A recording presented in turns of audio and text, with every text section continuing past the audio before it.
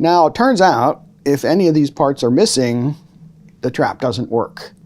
So not only is it complex, it's what I called irreducibly complex. You can't take a part away and still have it work. If you took away this hammer, the mice don't get caught. Take away the spring or the holding bar, any of the pieces, it doesn't work. Now, the problem for Darwin's theory is that, number one, the molecular foundation of life is run by machines. The cell is run by actual machines made out of molecules.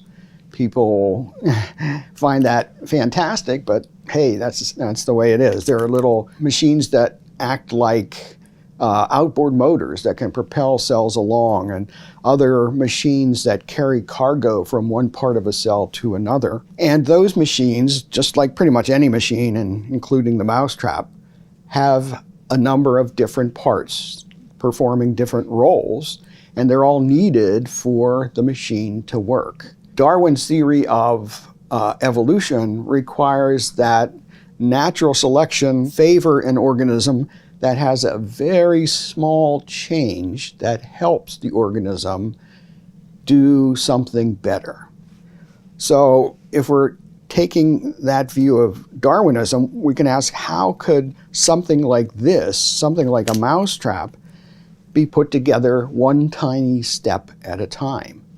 And it turns out it's surprisingly difficult. If you just had the wooden platform, just the bottom, that doesn't catch mice.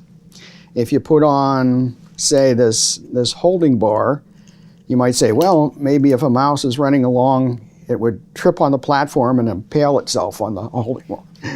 But that's kind of just silly. So this can't be made gradually. So that's a big problem for Darwin's theory, because pretty much the foundation of life, these things are all over the place. And furthermore, you can ask yourself, well, how do we recognize intelligence? And it turns out that the way that we recognize intelligence is by what I called a purposeful arrangement of parts. And that's when different parts are put up in relationship to each other, where you can see that they have a purpose. That is, the arrangement has a purpose. An easy example are letters in a word. People put the letters in to form a word, words to make a sentence, and so on. And not only is this arrangement, this can't be put together gradually, but we immediately see that the arrangement of these parts has a purpose. And so we immediately grasp the intelligence that was needed to produce something like this. And again, I can't emphasize enough that Darwin didn't know anything about the foundation of life. He and his contemporaries thought that the cell was a little piece of jello, protoplasm, they'd call it. And it was mysterious, did cool stuff, but they didn't know how, so they pretty much ignored it.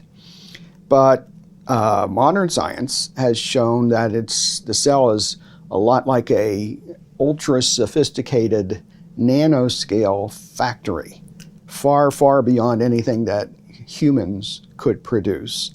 And again, they're just chock full of machinery that is much more sophisticated than this simple little mousetrap. So not only have I become skeptical of Darwin, but you can readily see the design in life. So I've argued that many of these machines were purposefully designed.